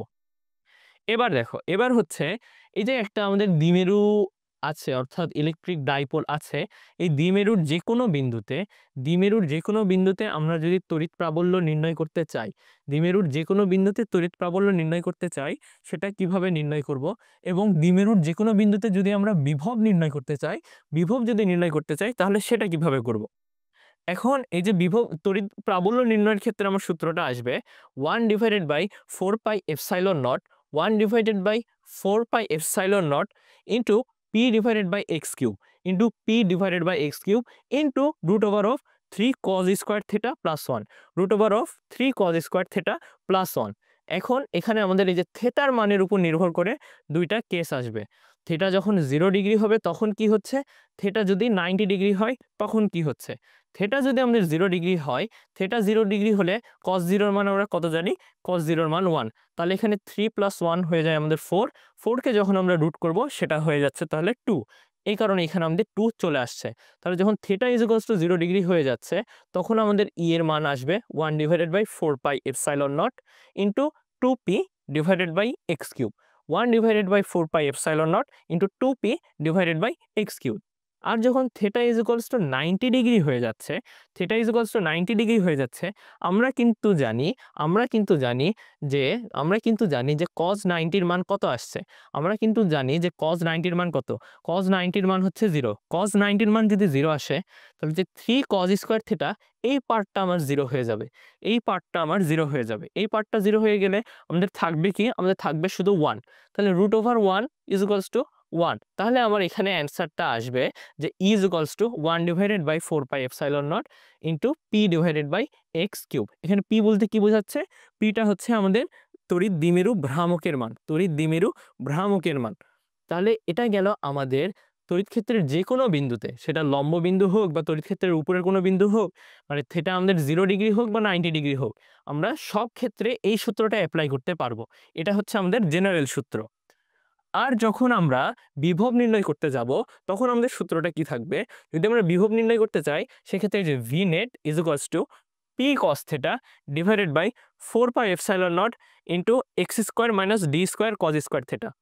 x² - d² cos square θ। দেখো এখানেও আমাদের থেটা আছে। এই থেটার উপর নির্ভর করে আমরা আবার দুইটা কেস পাবো। একটা θ = 0 ডিগ্রির ক্ষেত্রে, একটা θ = 90 ডিগ্রির ক্ষেত্রে। যদি θ = 0 ডিগ্রি হয়, তাহলে সেক্ষেত্রে দেখো V = 1/4πε0 into p/x² into p/x²। এখন দেখো cos 0 এর মান আমরা কি জানি? cos 0 এর মান হচ্ছে 1। তাহলে এখানে দেখো cos 0 এর মান 1 হলে এখানে cos স্কয়ার এর মান চলে আসবে কত? cos স্কয়ার এর মান চলে আসবে 1। তাহলে থাকছে আমার কিন্তু x² - d²। তাহলে থাকছে কিন্তু আমার x² - d²। কিন্তু একটা জিনিস যে সাধারণত এরকম দ্বিমেরু ভ্রামকের ক্ষেত্রে বা দ্বিমেরুর ক্ষেত্রে এই x এর মানটা d এর মান থেকে অনেক অনেক বেশি হয়। x এর মানটা d এর মানের থেকে অনেক অনেক বেশি হয়। তখন এই যে x² - d² এর যে মানটা থাকে সেটা সাধারণত আমরা x² ধরে নিই। এই কারণে এখানে শুধু আমার x² বসে যাচ্ছে। আবার যখন আমি এখানে যদি 90 বসাই, থিটার মান যদি 90 বসাই, দেখো cos 90 এর মান কত? cos 90 এর মান 0। তখন আমার এখানে বিভবটা চলে আসছে 0। তাহলে আমরা দেখলাম যে তড়িৎ দ্বিমেরুর যে কোনো বিন্দুতে যদি আমার নির্ণয় করতে বলে যে প্রাবল্য কত, বিভব কত, সেই দুটোর সূত্র জানলাম। শুধু আমাদেরকে কি মাথায় রাখতে হবে? আমাদের এখানে মেইন ফ্যাক্টরটা হবে এই যে থিটার বিষয়টা। এখানে আমাদের মেইন ফ্যাক্টরটা হবে থিটার বিষয়টা। বাকি সব মান আমাদেরকে কোশ্চেনেই দেয়া থাকবে। এখন দেখো তড়িৎ ফ্লাক্স বলতে কি বোঝাচ্ছে? তড়িৎ ফ্লাক্স বলতে বোঝাচ্ছে যে আধানের পরিমাণ। আমাদের আধানের পরিমাণ যাবে এই একটা একক ক্ষেত্রফলের মধ্যে দিয়ে আমাদের কি পরিমাণ আধান বের হচ্ছে বা ঢুকছে, কি পরিমাণ আধান প্রবেশ করছে বা নির্গত হচ্ছে, এই যে পরিমাণ সেটাই নির্দেশ করবে আমাদের এই যে ইলেকট্রিক ফ্লাক্স বা তড়িৎ ফ্লাক্স। এখন যদি ধরে নিচ্ছি একটা তড়িৎ ক্ষেত্র সুষম হলে আমাদের ইলেকট্রিক ফ্লাক্সের মানটা কি হবে? ইলেকট্রিক ফ্লাক্সের মান হবে EA cos θ। অর্থাৎ আমাদের যেটা এই যে তড়িৎ প্রাবল্য, তড়িৎ প্রাবল্য এবং আমাদের যে হচ্ছে এই একক ভেক্টর, এখানে একক ভেক্টরটা হচ্ছে আমাদের ক্ষেত্রফলের ভেক্টর। সেই ক্ষেত্রফল ভেক্টর এবং আমাদের এই যে তড়িৎ প্রাবল্য, এই দুটার যেটা ডট গুণফল সেটাই হচ্ছে আমাদের এই তড়িৎ ফ্লাক্সের মান। তার তড়িৎ ফ্লাক্সের মান EA cos θ is equals to E vector dot A vector. তাহলে A ভেক্টরটা কি? A ভেক্টরটা মেইনলি আমাদের ক্ষেত্রফলের যে ভেক্টর সেটা নির্দেশ করছে, ক্ষেত্রফলের ভেক্টর নির্দেশ করছে A, এবং E হচ্ছে আমাদের প্রাবল্য। এখন এখানেও দেখো যেখানেই থিটা থাকবে, আমরা থিটার ক্ষেত্রের জন্য 0 ডিগ্রি, 90 ডিগ্রি, 180 ডিগ্রি এই কেসগুলো একটু আমরা দেখে নিব। তাহলে দেখো যদি theta is equals to 0 degree হয়, theta is equals to 0 degree হলে cos 0 এর মান কত? cos 0 এর মান আমরা জানি 1। তাহলে আবার দেখো তার তড়িৎ ফ্লাক্স আসবে আমার EA, তাহলে তড়িৎ ফ্লাক্স আসবে EA, অর্থাৎ আমার এখানে ক্ষেত্রফল এবং যদি তড়িৎ প্রাবল্য আমি গুণ করে দেই তাহলেই আমি থিটা ইজ ইকুয়ালস টু 0 ডিগ্রির জন্য তড়িৎ ফ্লাক্স পেয়ে যাচ্ছি। এটাই হচ্ছে আমার ম্যাক্সিমাম মান, এটাই হচ্ছে আমার ম্যাক্সিমাম মান। এবং এই ক্ষেত্রে আরেকটা জিনিস বলা যায় যে এই ক্ষেত্রে আমাদের তড়িৎ বলরেখাগুলো বাইরের দিকে যাচ্ছে, এক্ষেত্রে তড়িৎ বলরেখাগুলো বাইরের দিকে যাচ্ছে। আবার যখন theta is equals two 90 degree হয়ে যাবে, theta is equals two 90 degree হয়ে যাবে, আমরা জানি cos 90 এর মান কত? আমরা জানি cos 90 এর মান হচ্ছে 0। তাহলে এখানে তড়িৎ ফ্লাক্সের মান কত আসবে? তড়িৎ ফ্লাক্সের মান চলে আসবে আমার 0। এখন যদি theta is equals two 180 degree হয়, এখন যদি theta is equals two 180 degree হয়, তাহলে কিন্তু আমরা জানি cos 180 এর মান কত? cos 180 এর মান হচ্ছে -1। তাহলে আমার তড়িৎ ফ্লাক্সের মান আসবে, তড়িৎ flux is equals to -E into A, -E into A। এটা কিন্তু আমাদের একটা মিনিমাম মান, এটা হচ্ছে আমাদের মিনিমাম মান। এটা দ্বারা কি বোঝায়? এটা দ্বারা বোঝাচ্ছে আমাদের বলরেখাগুলো, তড়িৎ বলরেখা যেগুলো আছে সেগুলো ভিতরের দিকে প্রবেশ করছে, সেগুলো ভিতরের দিকে আসছে। তাহলে আমরা জানলাম তড়িৎ ফ্লাক্সের এখান থেকে আমাদেরকে মেইন যে জিনিস জানতে হবে সেটা হচ্ছে এই সূত্রটা, যে তড়িৎ ফ্লাক্সের সূত্রটা হচ্ছে EA cos θ, EA cos θ। তাহলে আমরা এখান থেকে যে কোশ্চেন আসবে সেটা সলভ করতে পারবো। এবার দেখো তড়িৎ ক্ষেত্র অসম হলে কি হবে? তড়িৎ ক্ষেত্র অসম হলে আমরা সাধারণত এটা একটু ইন্টিগ্রেশন করব। সেটা আমাদের যে হচ্ছে সারফেসটা দেওয়া থাকবে সেখানকার সারফেস ইন্টিগ্রেশন করে আমাদেরকে এটা সলভ করতে হবে। এটা পুরাই উদ্দীপকের উপরে ডিপেন্ড করবে। কিন্তু সাধারণত কোশ্চেনে আমাদের এই তড়িৎ ক্ষেত্র অসম থাকলে কি পরিমাণ তড়িৎ ফ্লাক্স নির্গত হবে সেটা সাধারণত আসে না। তাই আমরা আমাদের এটা না জানলে হবে, বাট এই সূত্রটা শুধু মনে রাখবো যে এখানে সারফেস ইন্টিগ্রেশন হয়ে সেই E ইন্টু DS করলেই, E ইন্টু DS করলেই আমরা তড়িৎ ক্ষেত্র অসমের ক্ষেত্রে যে আমরা তড়িৎ ফ্লাক্স নির্ণয় করতে চাচ্ছি সেটা পেয়ে যাব। এখন যদি আমরা গাউসের সূত্রতে যাই, গাউসের সূত্রটা কি? গাউসের সূত্রটা হচ্ছে মেইনলি এই যে তড়িৎ ফ্লাক্সটা, তড়িৎ ফ্লাক্স QE এখানে আমি চাচ্ছি, তাহলে তড়িৎ flux E is equals to হচ্ছে আমার কিউ নেট মানে আধানের পরিমাণ ডিভাইডেড বাই এপসাইলন নট বা তড়িৎ ভেদন যোগ্যতা। এটা যদি আরেকটু ভালোভাবে হচ্ছে যদি আমি প্রকাশ করতে চাই যে একটা গাউসীয় তল যদি থাকে, একটা গাউসীয় তলের মধ্যে যে আমার কি পরিমাণ তড়িৎ ফ্লাক্স থাকবে সেই তড়িৎ ফ্লাক্সের মানটা হবে আমার এই আধানের মোট পরিমাণের 1/ε0 গুণ আধানের মোট পরিমাণটাই হচ্ছে কিউনেট, আধানের মোট পরিমাণটাই হচ্ছে কিউনেট। এই কিউনেটের 1/ε0 গুণটাই হচ্ছে আমার তড়িৎ ফ্লাক্সের মান। এটাই হচ্ছে আমাদের গাউসের সূত্র। এখানে দেখো আমাদের কয়েকটা ফিগার দেওয়া আছে, এখানে বোঝা যাচ্ছে এখানে একটা তড়িৎ ক্ষেত্র, একটা চার্জের একটা শীট আছে, অর্থাৎ একটা প্লেট আছে, শীট বা প্লেট যেটা বলতে চাও, বা পাত আছে। এখানে আমাদের একটা কি আছে দেখো, পজিটিভ চার্জের পাত আছে, মানে এই পুরা পাতটা আমার পজিটিভলি চার্জ। আবার এখানে দেখো একটা গোলক আছে, এই গোলকের সারফেসে কিন্তু অনেক পজিটিভ চার্জ আছে। আর যখন আমি আবার পাশে যাব, এই পাশে দেখো এটা একটা সিলিন্ডার আকৃতির বস্তু, এই সিলিন্ডার আকৃতির এখানেও কিন্তু মাঝখানে পজিটিভলি চার্জড বস্তু আছে। আর এটা একটা ঘনক, এই ঘনকটাও পজিটিভলি চার্জড। তো এই সবগুলোকে আমরা একটা গাউসীয় তল বা গাউসীয় বস্তু ধরে নিতে পারি। এগুলো সবগুলোর ক্ষেত্রে আমাদেরকে কি করতে হয়? সাধারণত এই তড়িৎ ফ্লাক্সের মানটা বের করতে হয়। তাহলে এই যে তড়িৎ ফ্লাক্সের মান, সেই তড়িৎ ফ্লাক্সের মান হবে এই যে আমাদের যেটা মোট আধানের 1/ε0 গুণ। এখন আমরা এই অ্যাপ্লিকেশন অফ গস থিওরেম, অর্থাৎ এই গাউসের যে সূত্রটা আমরা জানলাম এটা আমরা এখন অ্যাপ্লাই করব। কি? ফার্স্টটা হচ্ছে ইনফিনিট লাইন অফ চার্জ। দেখো এখানে অসংখ্য, এখানে বোঝানোর জন্য খালি লেখা হয়েছে যে এখানে অসংখ্য চার্জ আছে, এখানে অসংখ্য পজিটিভলি চার্জ আছে, এরকম একটা দণ্ড, এরকম একটা লাইন বা এরকম একটা দণ্ড আছে, তাহলে এই ক্ষেত্রে আমাদের সূত্রটা কি হবে, প্রাবল্যের সূত্রটা কি হবে? আমরা মেইনলি হচ্ছে এই গস থিওরেম দ্বারা কি নির্ণয় করব? আমরা মেইনলি গস থিওরেম দ্বারা প্রাবল্য নির্ণয় করব। তাহলে একটা জিনিস মাথায় রাখবো, গস থিওরেম দ্বারা আমাদের মেইন জিনিসটা কি হবে? গস থিওরেম দ্বারা মেইন জিনিস হবে আমাদের এই যে ই নির্ণয়। তাহলে ই বা প্রাবল্য নির্ণয় হচ্ছে আমাদের গস থিওরেমের মূল জিনিস। তাহলে গস থিওরেম দ্বারা আমরা প্রাবল্য নির্ণয় করব। তাহলে এই প্রাবল্যের মানটা এক্ষেত্রে কি আসছে, অর্থাৎ ইনফিনিট লাইন অফ চার্জ বা এইরকম ফিগারের ক্ষেত্রে আমাদের কি আসবে, সেটা হচ্ছে E is equals to lambda divided by 2 pi epsilon naught R, 2 pi epsilon naught R. এখন বলতে পারো যে ল্যামডা জিনিসটা কি? ল্যামডা হচ্ছে আমার একক দৈর্ঘ্যে চার্জ। একক দৈর্ঘ্যে চার্জ হচ্ছে lambda is equals to Q divided by l, is equals to Q divided by l. মানে এটা যদি ধরছি এল দৈর্ঘ্য হয়, এখন আর এখানে যদি মোট চার্জ থাকে যদি কিউ, তাহলে কিউ ডিভাইডেড বাই এল করলে আমরা এই ল্যামডার মানটা পেয়ে যাব। মানে একক দৈর্ঘ্যে, অর্থাৎ যদি এটা 10 মিটার হয়, তাহলে 10 মিটারে না থেকে আমরা এটাকে এখন ধরবো যে 1 মিটারে কি পরিমাণ চার্জ আছে। 10 মিটারে না, বরং 1 মিটারে কি পরিমাণ চার্জ আছে, তখন সেটাই হবে আমাদের একক দৈর্ঘ্যে চার্জ। এবং বক্রতলের ব্যাসার্ধটা কি? বক্রতলের ব্যাসার্ধ হবে আমার আর, বক্রতলের ব্যাসার্ধ হচ্ছে আমার আর। তাহলে যদি ইনফিনিট লাইন অফ চার্জ যদি আমাদেরকে চাই, তখন আমরা কি করব? Is equals to lambda divided by 2 pi epsilon naught R, এটা দ্বারা বের করব। এখন দেখো এখানে এখন দেখো এ- এখানে একটা আমাদের ফিগার আছে, সেটা কি? সেখানে দেখা যাচ্ছে একটা হচ্ছে কন্ডাক্টিং প্লেট আছে যেটা পজিটিভলি চার্জ। এই ক্ষেত্রে আমাদের কি হবে? এই ক্ষেত্রে আমাদের হবে যে তড়িৎ প্রাবল্য যদি নির্ণয় করতে যাই, সেটা হচ্ছে ই ইজ ইকুয়ালস টু, এটা কি? এটা আমরা জেনে এসেছি যে তলমাত্রিক ঘনত্ব divided by 2 pi epsilon naught. অর্থাৎ তাহলে তড়িৎ প্রাবল্য ইজ ইকুয়ালস টু তলমাত্রিক ঘনত্ব divided by 2 pi epsilon naught. আবার যখন দেখব যে দুইটা পাত আছে, একটা পজিটিভলি চার্জড একটা নেগেটিভলি চার্জ, এই ক্ষেত্রে আমাদের তড়িৎ প্রাবল্যের মানটা কি হবে?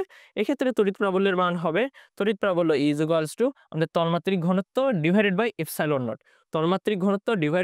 এপসাইলন নট, আবার যদি দেখি একটা যদি আমাদের লাইন আছে, এই লাইনের দুপাশে আমাদের পজিটিভলি চার্জ, তাহলে এই ক্ষেত্রে আমাদের তড়িৎ প্রাবল্যের মানটা কি আসবে? এক্ষেত্রে তড়িৎ প্রাবল্যের মান আসবে, তড়িৎ প্রাবল্য ইজ ইকুয়ালস টু তলমাত্রিক ঘনত্ব ডিভাইডেড বাই এপসাইলন নট।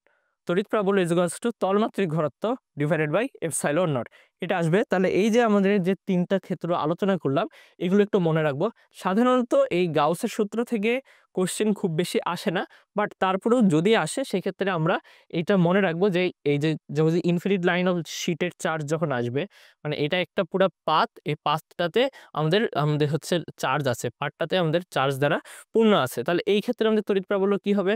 যেমন দুইটা ভিন্ন ভিন্ন চার্জিত পাত থাকবে, সেক্ষেত্রে আমার কি হবে?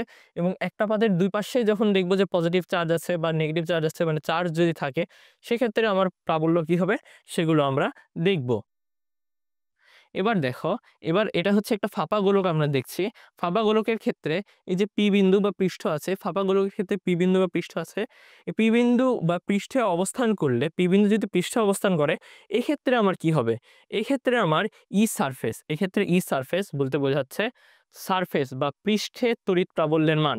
ই সারফেস বলতে বোঝাচ্ছে পৃষ্ঠে তড়িৎ প্রাবল্যের মান কি হবে?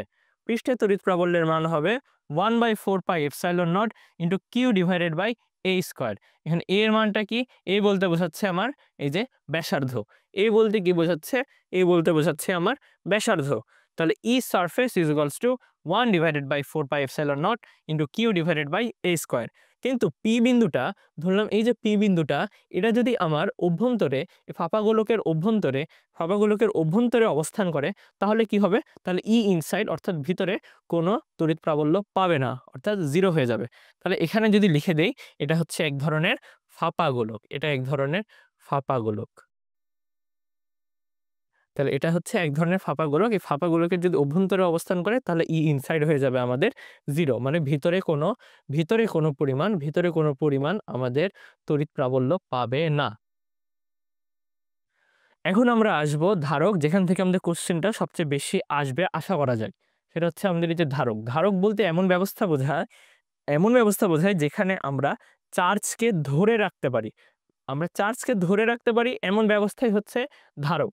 এখন এই যে ধারক সেটা বিভিন্ন রকমের হতে পারে। তো এখানে আমাদের দেখানো হয়েছে, এখানে আমরা একটা পাতধারক দেখতে পেয়েছি। সমান্তরাল পাতধারকের চিত্র দেওয়া আছে। তো ধারকের ক্ষেত্রে এই জিনিসটা কি যে কিউ সমানুপাতিক ভি, অর্থাৎ যদি বিভব পার্থক্য বাড়ে তাহলে আমাদের চার্জের পরিমাণটাও বেড়ে যাচ্ছে। জিনিসটা এরকম যে বিভব পার্থক্য সমানুপাতিক হচ্ছে চার্জের পরিমাণ।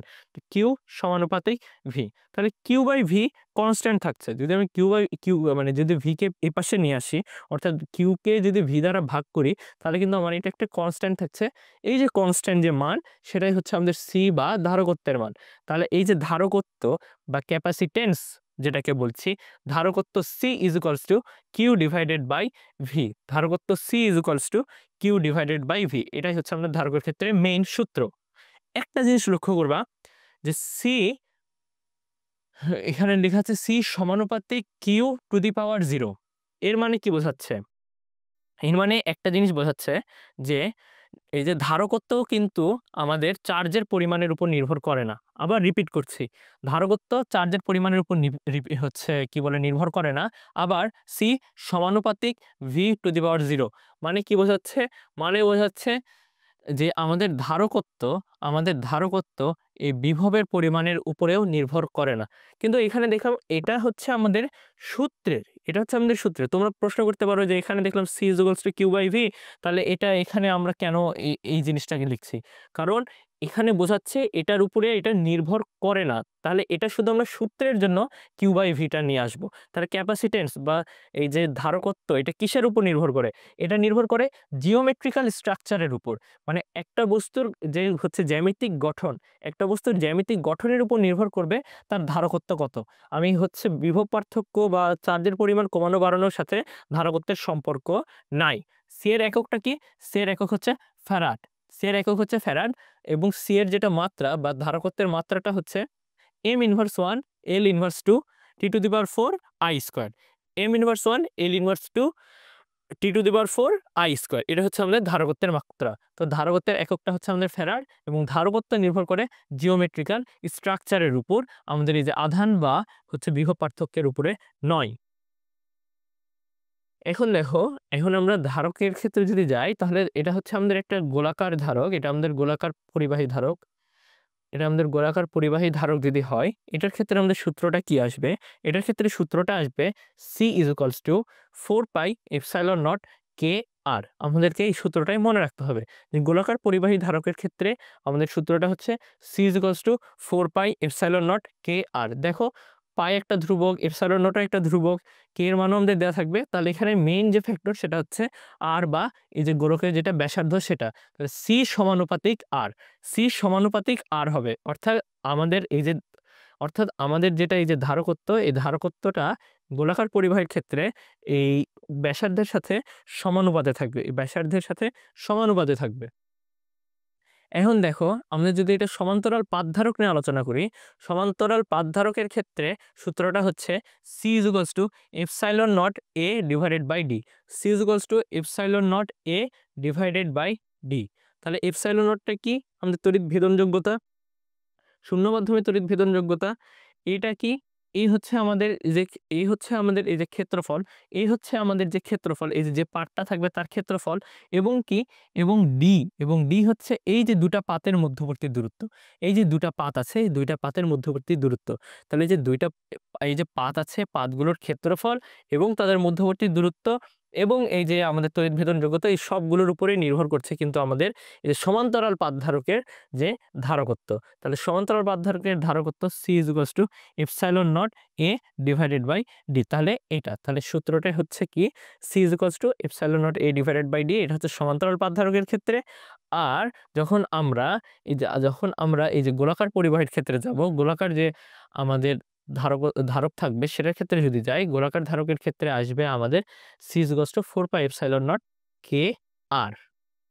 এখন দেখো ধারকের সঞ্চিত শক্তি, ধারকের সঞ্চিত শক্তি এটা একটা ইম্পর্টেন্ট টপিক। ধারকের সঞ্চিত শক্তি ডাব্লিউ ইজ ইকুয়ালস টু হবে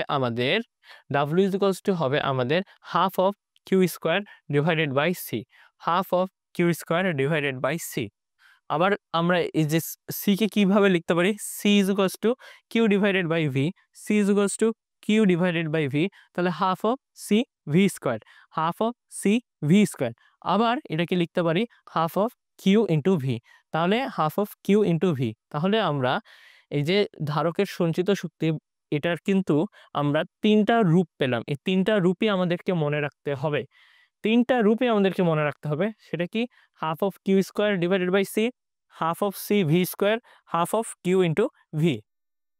এখন দেখো একক আয়তনে কৃত কাজ বা শক্তি ঘনত্ব, শক্তি ঘনত্বকে কি আমরা বলছি? একক আয়তনে কৃত কাজকে আমরা শক্তি ঘনত্ব সাধারণত বলে থাকি।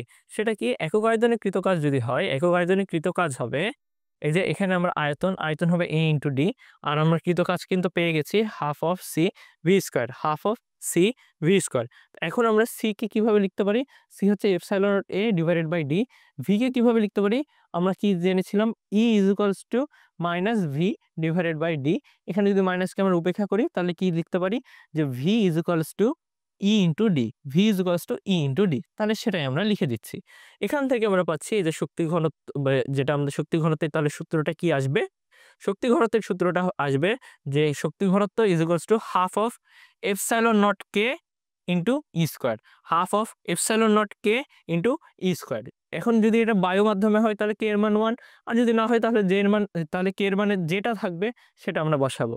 কিন্তু তাহলে আমাদের এখান থেকে মেইন এখানে 4টা সূত্র জানতে হবে। সেটা কি? ফার্স্টে এই যে সঞ্চিত শক্তির যে 3টা সূত্র, এটা সব সময় মনে রাখতে হবে যে half of Q square divided by C, half of C V square, half of Q into V, এবং লাস্টে যায় আমাদের শক্তি ঘনত্ব u d is equals to half of epsilon naught K E square. এরপরে দেখো আমরা ধারকের সমবায় নিয়ে আলোচনা করব। ধারকের সমবায় নিয়ে যদি আলোচনা করি, এখানেও আমরা শ্রেণী সমবায় এবং সমান্তরাল সমবায়, দুই ধরনের সমবায় পাবো। আমি যদি শ্রেণী সমবায়ের ক্ষেত্রে যাই, শ্রেণী সমবায়ের ক্ষেত্রে দেখা যাচ্ছে যে এখানে আমাদের যে 3টা ধারক আছে, 3টা ধারক শ্রেণীতে অবস্থান করছে। 3টা ধারকই শ্রেণীতে অবস্থান করছে। একটা হচ্ছে C1, একটা হচ্ছে C2, একটা হচ্ছে C3। একটা হচ্ছে C1, একটা হচ্ছে C2, একটা হচ্ছে C3। তাহলে এই ক্ষেত্রে আমাদের তুল্য ধারকত্ব, তুল্য ধারকত্ব আমাদের বা ইকুইভ্যালেন্ট যে ধারকত্ব সেটা কি আসবে? সেটা আসছে দেখো সিরিজের ক্ষেত্রে 1/CS is equals to 1 divided by C1 plus 1 divided by C2 plus 1 divided by C3 dot dot dot 1 divided by Cn। অর্থাৎ আমাদের ইনভার্স করে যোগ হয়ে যাচ্ছে, অর্থাৎ ইনভার্স করে যোগ হয়ে যাচ্ছে। আবার যখন আমরা দেখব, যখন আমরা দেখব সমান্তরাল সমবায়, সমান্তরাল সমবায় এখানে দেখো আমাদের 3টা ধারকত্ব, 3টা ধারক আছে, 3টা ধারক আছে, 3টা ধারক সমান্তরাল সমবায়ে যুক্ত, 3টা ধারক সমান্তরাল সমবায়ে যুক্ত। এই ক্ষেত্রে দেখো পয়েন্ট সেম হলে বিভব সেম। এখানে দেখো এখানে কিন্তু এ পয়েন্ট, এটা হচ্ছে বি পয়েন্ট, মানে 3টা ধারকত্বই এক পাশে আছে এ পয়েন্ট, 3টা ধারকত্বেরই এক পাশে আছে এ পয়েন্ট আর আরেক পাশে আছে বি পয়েন্ট। তাহলে এক পাশে আছে এ পয়েন্ট এবং আরেক পাশে আছে বি পয়েন্ট, তাহলে এদের বিভব পার্থক্যটা কি থাকবে? ভিএ মাইনাস ভিবি, মানে তাহলে এদের সবারই বিভবটা সেম থাকছে। তাই এক্ষেত্রে আমাদের যে সূত্রটা, তুল্য ধারকত্বের যে সূত্রটা, সেটা কি? CP is equals to C1 plus C2 plus C3, CP is equals to C1 plus C2 plus C3। অর্থাৎ একটা জিনিস তোমরা মনে রাখতে পারো, আমরা রোধের যে আমরা যে সমবায়ের যে সূত্রটা জানতাম, ঠিক তার উল্টাটা হচ্ছে আমাদের এই ধারকত্বের, ঠিক তার উল্টা হচ্ছে ধারকত্বের। দেখো আমরা রোধে কি জানতাম? শ্রেণী হলে শ্রেণী হচ্ছে R1 plus R2 plus R3 এরকম হয়, এবং সমান্তরালে হচ্ছে আমাদের হচ্ছে ইনভার্স করে যোগ করতে হয়।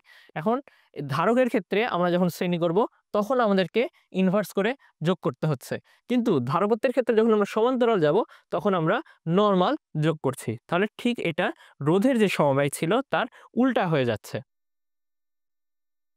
এখন দেখো আমরা এখানে কয়েকটা ম্যাথ নিয়ে আলোচনা করছি। এখানে ম্যাথ বলতে বোঝাচ্ছে যে কয়েকটা কেস, সেই কেসটা কি কি? ধরো এখানে দুই ধরনের ডাই ইলেকট্রিক আছে, দুই ধরনের ডাই ইলেকট্রিক আছে। এটা আমাদের একটা ধারক, কিন্তু এই একটা ধারকের মধ্যেই দুই ধরনের ডাই ইলেকট্রিক আছে। একটা আছে কি যে T1 দূরত্ব পর্যন্ত বিস্তৃত, এই যে K1 ডাই ইলেকট্রিকটা T1 দূরত্ব পর্যন্ত বিস্তৃত, K2 ডাই ইলেকট্রিক আমাদের T2 দূরত্ব পর্যন্ত বিস্তৃত। তাহলে এখানে আমরা দেখতে পাচ্ছি যে K1 ডাইইলেকট্রিক T1 এ আছে এবং K2 ডাইইলেকট্রিক T2 পর্যন্ত আছে। এখন এটাকে দেখো, এই দুটা দেখো, এটাকে যদি আমরা একটা আলাদা যদি ধারক হিসেবে বিবেচনা করি, এটাকে যদি একটা আলাদা ধারক হিসেবে বিবেচনা করি, এটাকে আরেকটা ধারক হিসেবে বিবেচনা করি, তাহলে দুইটা ধারককে কি আমরা বলতে পারি না দুইটা ধারক সিরিজে আছে? দুইটা ধারক সিরিজে আছে, তাহলে সিরিজে থাকলে সূত্রটা কি হয়, ইনভার্স করে যোগ করতে হয়। সিরিজে থাকলে আমাদের সূত্রটা কি হয়, ইনভার্স করে যোগ করতে হয়। আমরাও সেম এই কাজটাই এখানে করেছি। আমরাও এখানে CS equals to C1 C2 divided by C1 plus C2, যেটা হচ্ছে আমাদের ইনভার্স করে যোগের যে ফর্মুলা সেটা এখানে চলে আসছে। দিয়ে আমরা এটাকে সিম্পলিফাই করছি, দিয়ে আমরা এটাকে এখানে সিম্পলিফাই করে দিচ্ছি। সেটা আসবে কি, epsilon naught A divided by T1 divided by K1 plus T2 divided by K2। আমরা এই সূত্রটা মনে রাখবো। যদি দেখা যায় কোশ্চিনে দেওয়া আছে যে এরকমভাবে দুইটা আলাদা পরাবৈদ্যুতিক ধ্রুবক মানে K1 এবং K2 দেওয়া আছে এবং তারা এভাবে পাশাপাশি অবস্থানে আছে, তাহলে আমরা সেটাকে দুইটা আলাদা ধারক যে শ্রেণীতে থাকে ওইভাবে ধরে নিয়ে সলভ করে আমরা আমাদের তুল্য ধারকত্ব যেটা সেটা বের করব। যদি পরের কেসে যাই, পরের কেসটা হবে যে এখানে দেখা যাচ্ছে যে A পয়েন্ট আর B পয়েন্টের মাঝখানেই আছে, A পয়েন্ট আর B পয়েন্টের মাঝখানেই আছে, কিন্তু এক্ষেত্রে তারা সেম ডিসটেন্স অতিক্রম করেছে। এক্ষেত্রে তারা সেম ডিসটেন্স অতিক্রম করেছে, অর্থাৎ যদি এটা হয় K1 এবং এটা যদি হয় K2, এটা যদি হয় K1 এটা যদি হয় K2, দুটাই সেম ডিসটেন্স D অতিক্রম করেছে, দুটাই সেম ডিসটেন্স D অতিক্রম করেছে। কিন্তু দুই ক্ষেত্রে কিন্তু আমাদের এই যে ক্ষেত্রফলটা ভিন্ন থাকছে, দুই ক্ষেত্রে ক্ষেত্রফলটা আমাদের ভিন্ন থাকছে। তাহলে বোঝা যাচ্ছে এটা আমাদের অনেকটাই সমান্তরাল সমবায়ের মতো। এটা আমাদের অনেকটাই দুইটা ক্যাপাসিটর সমান্তরাল সমবায় যেভাবে থাকে, অর্থাৎ এই যে এখানে C1 ক্যাপাসিটর এখানে C2 ক্যাপাসিটর, দুইটা সমান্তরালে থাকলে যেরকম হয় অনেকটা সেরকম এখানে আছে। তাই আমরা এটাকে দুইটা সমান্তরালে থাকা ক্যাপাসিটর ধরে নিয়ে তুল্য ধারকত্বের যে সূত্র সেটা আমরা বসায় বের করব। দেখো CP is equals to C1 plus C2, এটা কোন ক্ষেত্রে আমরা ব্যবহার করি, সমান্তরাল সমবায়ের ক্ষেত্রে। তাহলে সমান্তরাল সমবায়ের ক্ষেত্রে CP is equals to C1 plus C2 দিয়ে আমাদের যে সূত্রটা আছে সেই সূত্র বসিয়ে আমরা সিম্পলিফাই করলে এই সূত্রটা পেয়ে যাচ্ছি। তাহলে আমরা দেখব যখন আমাদের কোশ্চিনে এরকম থাকবে যে দুইটা পরাবৈদ্যুতিক ধ্রুবক দিয়ে আমাদের একটা ক্যাপাসিটর আছে এবং সেখানে দুইটা সেম ডিসটেন্স অতিক্রম করছে D, এবং সেখানে A1 একটা আলাদা ক্ষেত্রফল আছে এবং A2 একটা আলাদা ক্ষেত্রফল আছে, তাহলে আমরা সেখান থেকে আমাদের তুল্য ধারকত্বটা বের করতে পারি সেই সমান্তরালে ইউজ করা সেই সূত্রটা দিয়ে। এখন যদি আমরা যাই, এখন আমাদের যেটা থাকবে সেটা হচ্ছে এখানে আমাদের মিক্সড, এখানে থাকবে আমাদের মিক্সড।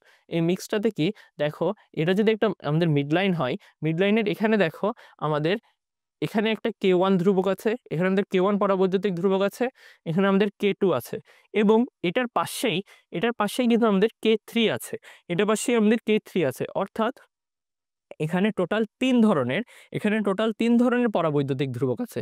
এই যে তিন ধরনের পরাবৈদ্যুতিক ধ্রুবক আছে, এটা মিলে আমরা মাত্র একটা আমাদের ক্যাপাসিটর তৈরি করেছি। তিনটা পরাবৈদ্যুতিক ধ্রুবক মিলে একটা ক্যাপাসিটর তৈরি করা হয়েছে।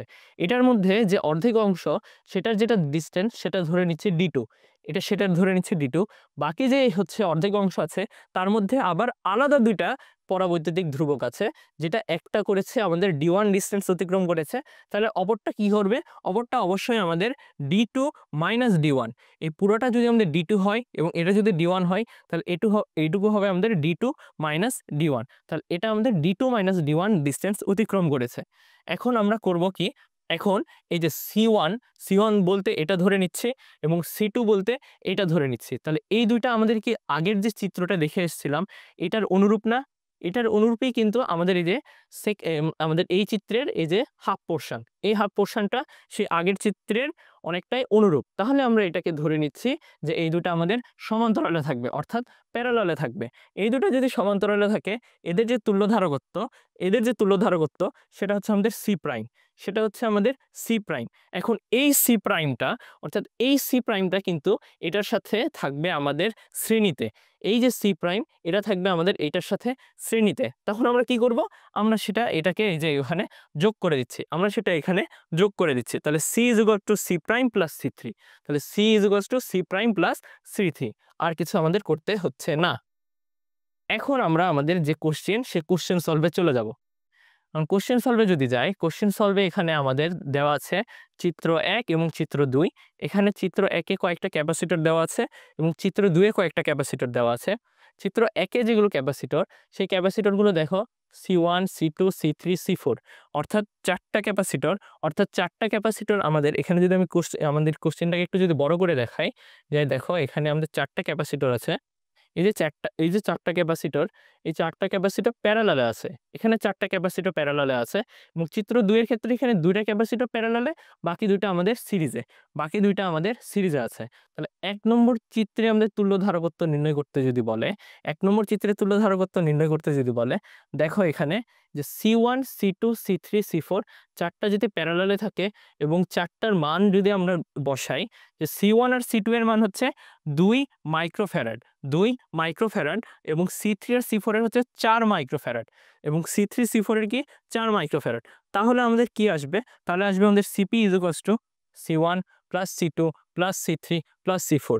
তাহলে C1 plus C2 plus C3 plus C4 মিলে আসবে আমাদের টোটাল এখানে আসছে 12 মাইক্রোফ্যারাড। অর্থাৎ আমাদের কি প্যারালালে থাকলে কি হবে? শুধু আমরা নরমাল যোগ করে দিব। প্যারালালে থাকলে কি হবে? আমাদের নরমাল যোগ করে দিব। আমরা এখানে শুধু কিন্তু নরমাল যোগ করে দিয়েছি, যে এই দুইটার মান হচ্ছে আমাদের 2 2 4, তাহলে 2 আর 2 4, এটা 4 4 8 এবং 8 4 12, এটা আমরা পেয়ে গেছি। এখন দেখো যদি ঘ নাম্বারে যাই, ঘ নাম্বারে বলেছে যে উদ্দীপকের বর্তনী দুইটার ক্ষেত্রে কোনটিতে সঞ্চিত শক্তির পরিমাণ বেশি হবে?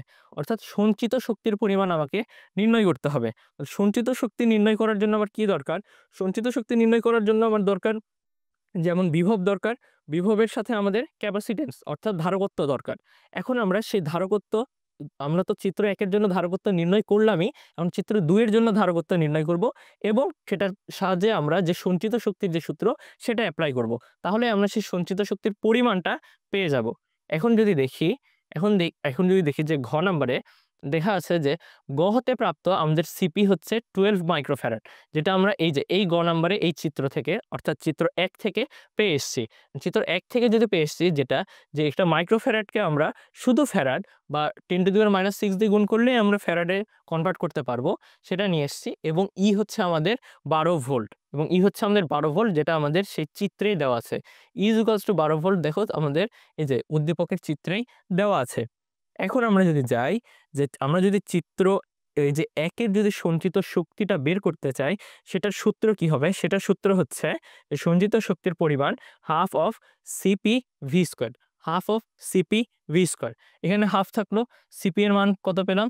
আমাদের 12 যেটা মাইক্রোফ্যারাড ছিল সেটা, এবং ভি এর মান কি? ভি এর মান আমাদের এখানে দেওয়া আছে 12 ভোল্ট, তাহলে এখানে 12 স্কোয়ার, তাহলে আমাদের আসবে 8.64 × 10⁻⁻4 জুল, 8.64 × 10⁻⁻4 জুল। এখন দেখো যদি দ্বিতীয় চিত্রে আসি, দ্বিতীয় চিত্রে C1, দ্বিতীয় চিত্রে আমাদের কি?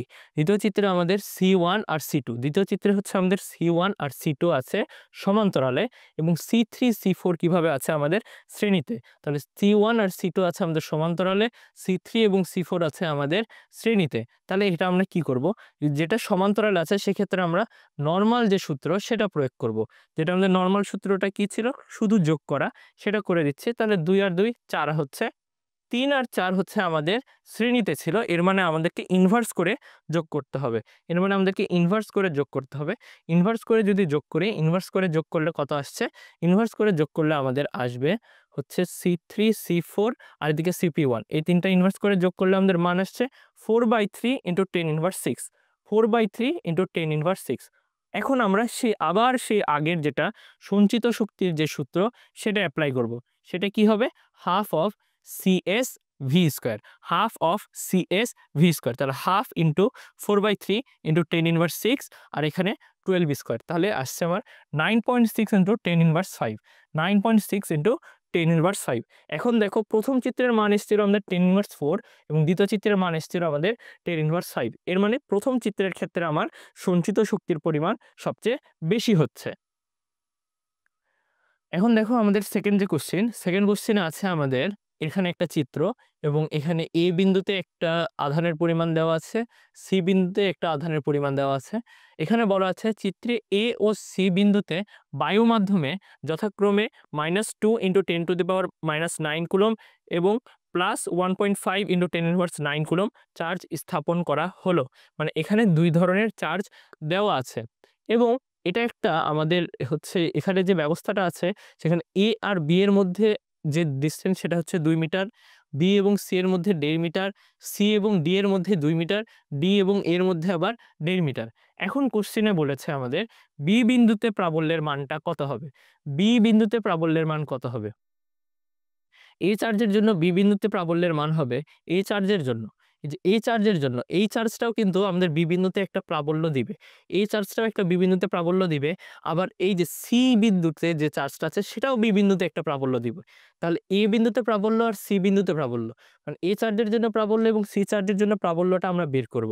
তাহলে এ চার্জের জন্য বি বিন্দুতে প্রাবল্য হবে EA = 1/4 pi epsilon naught QA divided by AB square. AB স্কয়ারটা কি? A আর B এর মধ্যবর্তী দূরত্ব সেটা। তাহলে আমরা এখানে কি করব? QA এর মানটা বসাই দিব। AB এর আমাদের 2 মিটার সেটা বসাই দিচ্ছি। তাহলে কত আসবে? 4.5 নিউটন পার কুলম্ব। আবার সি বিন্দুর জন্য এই যে সি বিন্দুতে যে আধান আছে এটার জন্য বি বিন্দুতে আমরা প্রাবল্য পাবো। সেটা কি? সেটা হচ্ছে QC divided by BC square. সেটা কি? BC square. তাহলে BC স্কয়ারটা কি থাকবে? 9 × 10⁹ ইন্টু এখানে আমরা BC এর মানটা হচ্ছে 1.5, যেহেতু B এবং C এর মধ্যবর্তী দূরত্ব হচ্ছে 1.5, আমরা সেটা বসায় দিচ্ছি। তাহলে সেটা হচ্ছে 6 নিউটন পার কুলম্ব। এখন আমরা দেখো এটা এটার মান হচ্ছে আমাদের BA বরাবর আর এটার মান হচ্ছে আমাদের CB বরাবর। এটার মান হচ্ছে আমাদের CB বরাবর। অর্থাৎ এখানে বোঝা যাচ্ছে যে 2টা কিন্তু লম্ব অবস্থায় আছে। 2টা কিন্তু আমাদের লম্ব অবস্থায় আছে। যেহেতু লম্ব অবস্থায় আছে অর্থাৎ 90 ডিগ্রি কোণ, তাহলে আমরা ভেক্টরের যখন আমরা যোগ করেছিলাম, ভেক্টরের যোগ যখন শিখেছিলাম তখন কিন্তু আমরা 90 ডিগ্রির ক্ষেত্রে যে সূত্রটা এপ্লাই হয়েছিল সেটা হচ্ছে √ওভার এই যে √ওভার আমাদের যে 2টা ভেক্টরের মান ছিল সেই 2টার ভেক্টরের মানের বর্গের যোগফল, সেই 2টা ভেক্টরের মানের বর্গের যোগফল। তাহলে EB হবে আমাদের √4.5 হোল স্কয়ার প্লাস 6 স্কয়ার। তাহলে আমাদের অ্যান্সার আসছে টোটাল 7.5 নিউটন পার কুলম্ব। এখন দেখো যদি বি আর ডি বিন্দুতে বিভবের মানটা আমরা দেখতে চাই, বি এবং ডি বিন্দুতে আমাদেরকে হচ্ছে ঘ নম্বরে বলেছে বি এবং ডি বিন্দুতে বিভবের মান সমান হবে কিনা সেটা দেখতে হবে। মানে বি বিন্দুতে বিভবের মান বের করতে হবে এবং ডি বিন্দুতে বিভবের মান বের করতে হবে। এখন বি বিন্দুতে যদি বিভবের মান বের করতে চাই কিভাবে করব? বি বিন্দুতে বিভবের মান হবে এই যে এ বিন্দুতে থাকা চার্জের জন্যও হবে, সি বিন্দুতে থাকা চার্জের জন্যও বের করতে হবে। তাহলে এই দুইটা যোগ করলে আমরা বি বিন্দুতে হচ্ছে বিভবের মান পাবো। আবার ডি বিন্দুর ক্ষেত্রে এই যে এ বিন্দুর জন্য আমরা যে হচ্ছে বিভবটা পাবো, এ বিন্দুর জন্য ডি বিন্দুতে বিভব, আবার সি বিন্দুর জন্য ডি বিন্দুতে বিভব, এইটা থেকেও এই দুটা যোগ করলে আমরা ডি বিন্দুতে টোটাল বিভবটা পেয়ে যাচ্ছি। এখন দেখো বি বিন্দুতে বিভব হচ্ছে ভিবি। বি বিন্দুতে বিভব ভিবি যদি ধরি সেটা হবে এই যে 1/4 পাই এপসাইলন নট QA মানে এ চার্জের জন্য ডিভাইডেড বাই AB মানে এ থেকে বি এর দূরত্ব গেল। তাহলে আমাদের এ চার্জের কাহিনী শেষ। এবার কি? এবার হচ্ছে আমাদের সি বিন্দুর জন্য। তাহলে সি বিন্দুর জন্য কি হবে? সি বিন্দুর জন্য 1/4 pi epsilon naught QC C আধান ডিভাইডেড বাই BC অর্থাৎ বি এবং সি এর মধ্যবর্তী দূরত্ব যেটা হচ্ছে আমাদের 1.5 মিটার, যেটা হচ্ছে আমাদের 1.5 মিটার। তাহলে আমরা এখান থেকে বি বিন্দুতে বিভবটা নির্ণয় করব, বি বিন্দুতে বিভব নির্ণয় করব এবং ডি বিন্দুতে যদি আমরা নির্ণয় করতে চাই সেম ভাবে এ বিন্দু থেকে ডি বিন্দুর দূরত্বটা এখানে চেঞ্জ হয়ে যাচ্ছে, সেটা কি 1.5 এবং CD এর দূরত্বটা এখানে চেঞ্জ হয়ে যাবে, সেটা হচ্ছে 2 মিটার। মানে আমাদের বিভবের যে সূত্রটা ছিল এখানে সেটাই কাজে লাগছে। বিভবের সূত্রটা কি ছিল? 1/4 pi epsilon naught Q divided by R। সেটা এখানে R এর ভূমিকাটা পালন করছে। এই যে বি বিন্দু থেকে এ বিন্দুর দূরত্ব, আর যখন ডি বিন্দুর ক্ষেত্রে ডি বিন্দু থেকে এ বিন্দুর দূরত্ব এবং সি বিন্দুর দূরত্ব, এটাই। আর আমরা কি দেখেছিলাম? বিভব যেহেতু এখানে আমাদের কোনো ভেক্টর রাশি নয় তাই আমরা নর্মাল যোগ করলে আমরা বিভবটা পেয়ে যাচ্ছি। কারণ বি বিন্দুতে আমরা বিভব পেলাম এখানে 0 ভোল্ট এবং ডি বিন্দুতে বিভব পেলাম আমাদের -5.25 ভোল্ট। তাহলে কি ভিবি আর ভিডি সমান হচ্ছে? না। এর মানে কি বি ও ডি বিন্দুতে বিভবের মান সমান হবে না। এখন দেখো চিত্র 1-এ এখানে আমাদের আরেকটা, এটা আমাদের লাস্ট কোশ্চেন সলভ হবে। লাস্ট কোশ্চেন সলভটা কি হবে দেখো, চিত্র 1টা হচ্ছে আমাদের পাতের ক্ষেত্রফল দেওয়া আছে, চিত্র 2-এ আমাদের পাতের ক্ষেত্রফল দেওয়া আছে। এখন উভয় ক্ষেত্রে Q = 3 কুলম্ব এবং K এর মান দেওয়া আছে 1.005। তাহলে এখানে আমাদের কি কি আছে? আমাদের A দেওয়া আছে, আমাদের Q দেওয়া আছে, আমাদের K দেওয়া আছে। তাহলে টোটাল 3টা জিনিস দেওয়া আছে। এখন আমাদেরকে কি চেয়েছে কোশ্চেনে সেটা দেখি। ফার্স্টে লেখা আছে চিত্র 1-এর পাতধারকের বিভব পার্থক্য 6 ভোল্ট হলে, অর্থাৎ আমাদের বিভব পার্থক্য V = 6 ভোল্ট হবে। V is equals to 6 volt হবে এবং আধান q is equals to 3 coulomb হবে। আধান q is equals to 3 coulomb হবে, কারণ এটা আমাদের দেওয়াই আছে। আর বিভব পার্থক্য ভি এটা আমাদের বলে দিয়েছে। এখন ধারকের সঞ্চিত শক্তি আমরা কিন্তু জানি যে আমাদের যে সূত্রটা পড়ে এসছে W is equals to half of C V square একটা আছে, আবার W is equals to half of Q into ভিও আছে। তাহলে এখানে আমাদের কিউও জানা ভিও জানা, তাহলে খালি হাফ গুণ করলেই আমরা কিন্তু আমাদের ধারকের সঞ্চিত শক্তিটা পেয়ে যাচ্ছি। তাহলে অ্যান্সার কত এসছে, half into 3 into 6 is equals two 9 joule. তাহলে ইজ ইকুয়ালস টু হবে 9 জুল। তাহলে কিন্তু আমাদের গ নাম্বারটা শেষ। এটা খুবই ইজি কোশ্চেন ছিল। এখন দেখো উভয় ধারকের ধারকত্ব সমান পেতে হলে চিত্র 1 এবং চিত্র 2 এর ধারকদের পাতসমূহকে কিভাবে স্থাপন করতে হবে। উভয় ধারকের ধারকত্ব সমান পেতে হলে, অর্থাৎ এই যে ধারক আছে এটারও ধারকত্ব সমান পাবো, আর এটারও, মানে এই দুইটা ধারকের আমরা ধারকত্ব সমান চাচ্ছি। তাহলে কিভাবে আমরা বের করতে পারি, বা আমাদেরকে কি করতে হবে, বা পাতসমূহকে কিভাবে স্থাপন করতে হবে। পাতসমূহকে যদি আমরা স্থাপন করতে চাই, প্রথম ধারকের ক্ষেত্রে আমরা দেখছি কিউ ইজ ইকুয়ালস টু আমাদের 3 coulomb, q is equals to 3 coulomb. পাতের ক্ষেত্রফল দেওয়া আছে 4 সেন্টিমিটার স্কোয়ার, পাতের ক্ষেত্রফল দেওয়া আছে 4 সেন্টিমিটার স্কোয়ার। তাহলে এটাকে সেন্টিমিটার স্কোয়ারকে আমরা মিটার স্কোয়ারে পরিণত করব, এই সেন্টিমিটার স্কোয়ারকে আমরা মিটার স্কোয়ারে পরিণত করব। এখন ধারকের দুই পাতের মধ্যবর্তী দূরত্ব আমরা ধরে নিচ্ছি এটার ক্ষেত্রে D1, এটার ক্ষেত্রে ধরে নিচ্ছি D1। এখন দ্বিতীয় ধারক যখন আমরা চিন্তা করব, দ্বিতীয় ধারকের ক্ষেত্রফল কত, 2 সেন্টিমিটার স্কোয়ার। তাহলে সেটাকে আমরা মিটার স্কোয়ারে কনভার্ট করলাম। এখানে আমাদের কে কত, কে হচ্ছে 1.005, 1.005।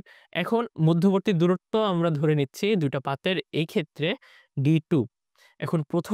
এখন যদি প্রশ্ন মতে ধারকত্ব যদি সমান হতে হয় তাহলে কি করতে হবে, তাহলে এখানকার ক্ষেত্রে epsilon naught A into K, epsilon naught A into K divided by D1, আবার এখানে epsilon naught A into K divided by যেটা D2 সেটা সমান হতে হবে। দেখো এখানেও আমাদের সেম দেওয়া আছে, এখানেও আমাদের সেম দেওয়া আছে। যদি একটু আমি বড় করি, দেখো এখানে আমাদের ইকুয়েশনটা দেখো, K into epsilon naught into A1 divided by D1 is equals to K into epsilon naught into A2 divided by D2।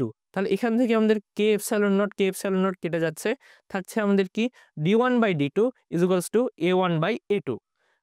আমাদের কিন্তু A1 বাই A2 জানা, আমাদের কিন্তু A1 বাই A2টা জানা আছে, সেটা কত আসছে, তাহলে অ্যান্সার 2। তাহলে আমাদের কি আসছে, ইকুয়েশনটা D1 is equals two 2D2।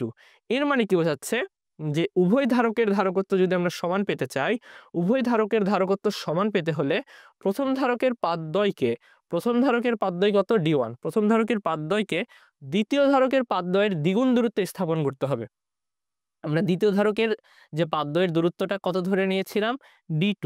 এই D2 এর যখন আমরা দ্বিগুণ করব, এই দ্বিগুণ দূরত্বে স্থাপন করব, এই D2 এর দ্বিগুণ দূরত্বে স্থাপন করলেই আমার সেটা D1 এর সমান হবে।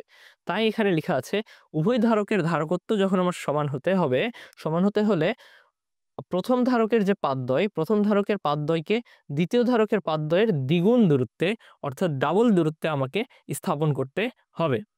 আচ্ছা, আমি আমাদের যে একটু আগে যে 3টা কেস আলোচনা করেছিলাম, এটা আরেকবার একটু ক্লিয়ার করতে চাই। সেই ক্লিয়ারটা কি, দেখো এখানে আমাদের মেইন জিনিসটা হচ্ছে, এই কেসগুলো হচ্ছে একটা জিনিস নিয়ে, সেটা যে আমাদের দুইটা আলাদা পরাবৈদ্যুতিক ধ্রুবক দিয়ে একটা ক্যাপাসিটর তৈরি করা হয়েছে। মেইন জিনিস হচ্ছে এটা। এখন এই দেখো ফার্স্ট ক্ষেত্রে যেটা আমরা দেখছি, ফার্স্ট ক্ষেত্রে যদি দেখো এখানে দুইটা পাশাপাশি আছে, এর মানে বোঝাচ্ছে দুটা সিরিজে আছে। সিরিজে থাকলে আমাদের কি হয়ে যায়, ইনভার্স হয়ে যায়। সিরিজে থাকলে কি হয়ে যায়, আমাদের ইনভার্স হয়ে যায়। সেই ইনভার্সের সূত্র আমরা এখানে অ্যাপ্লাই করেছি।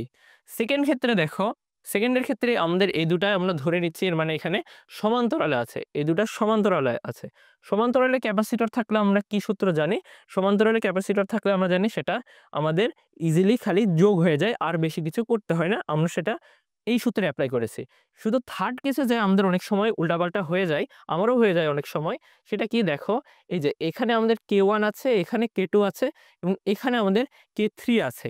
এখন এই যে C1 যেটা এবং C2 যেটা, তাহলে C1 আর যে C1 আর C2 কিভাবে আছে, C1 আর C2 কিন্তু আমাদের C1 এবং C2 আর C2 এখানে কিন্তু আমাদের C1 এবং C2 কিন্তু আমাদের এখানে আছে।